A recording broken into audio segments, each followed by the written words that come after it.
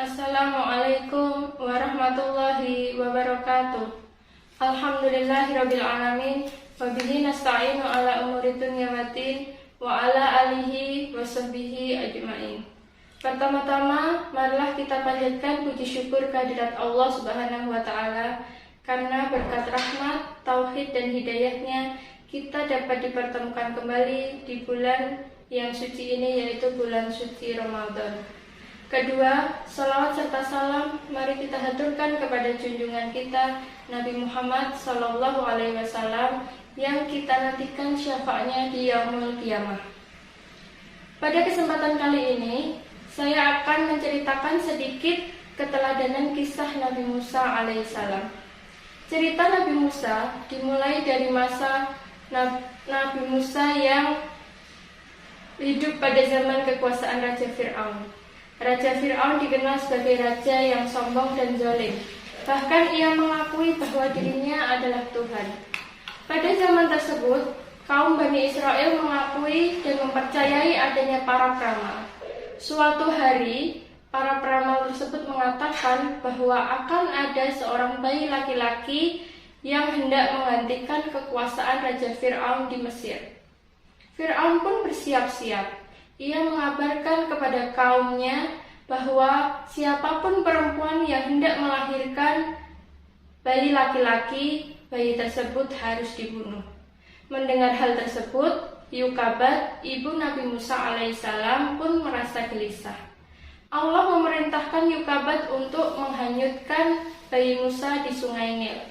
Akhirnya, bayi Musa pun ditemukan oleh istri Raja Fir'aun sendiri yang bernama Asiyah dan diangkatnya menjadi seorang anak. Semakin bertambahnya usia Nabi Musa alaihissalam, Allah mengangkat Nabi Musa menjadi seorang rasul. Nabi Musa diperintahkan untuk mengingatkan Fir'aun bertaubat dan tidak lagi mengakui bahwa dirinya adalah Tuhan. Nabi Musa pun menerima tantangan tersebut. Raja Fir'aun mengumpulkan bala tentaranya dan penyihir hebatnya untuk melawan Nabi Musa. Hari pertandingan pun tiba. Para penyihir tersebut mengeluarkan tali yang panjang dan banyak dan tali tersebut bisa berubah menjadi ular yang berbisa. Fir'aun pun menyaksikan pertandingan tersebut dari singgasananya dan ia meyakini dan merasa bangga bahwa pertandingan tersebut akan dimenangkan olehnya. Melihat hal itu, Nabi Musa sempat merasa ketakutan. Kemudian melalui malaikat Jibril membisikkan kepadanya untuk melemparkan tongkat yang ada di tangannya. Setelah tongkat tersebut dilempar, tongkat tersebut berubah menjadi ular yang sangat besar. Kemudian ular tersebut dapat memakan seluruh ular-ular kecil milik para penyihir. Para penyihir itu pun takjub.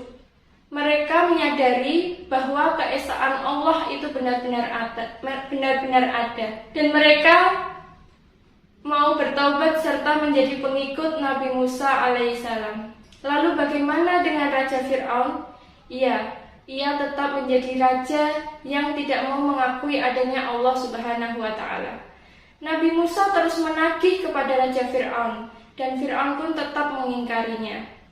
Pada akhirnya, Raja Fir'aun mengakui bahwa penyembahnya semakin sedikit, maka ia berinisiatif untuk membunuh dan mengejar Nabi Musa. Mengetahui dirinya diburu oleh Raja Fir'aun, Nabi Musa melarikan diri hingga keluar negeri Mesir. Tibalah Nabi Musa dan pengikutnya di tepi Laut Merah. Di belakang Nabi Musa, Raja Fir'aun tetap mengejar Nabi Musa tersebut.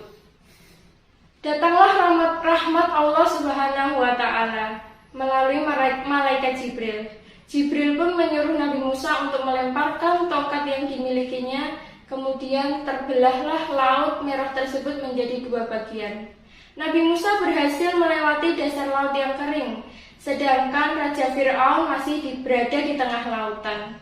Allah mengembalikan lautan tersebut seperti semula. Akhirnya Raja Fir'aun dan pengikutnya pun tenggelam di dasar laut. Tetapi sebelum Fir'aun tenggelam, ia sempat mengakui kesalahannya. Namun pengakuan di akhir hayat tersebut tidak diterima oleh Allah Subhanahu wa Ta'ala. Dari kisah Nabi Musa melawan Raja Fir'aun, kita dapat mengambil hikmah, yaitu 1. Jadilah sosok yang pemberani dalam membela agama Allah.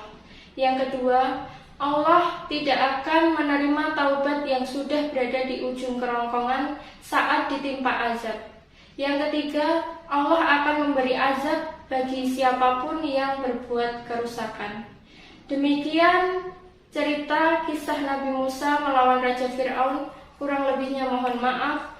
Akhirul kalam. Wassalamualaikum warahmatullahi wabarakatuh.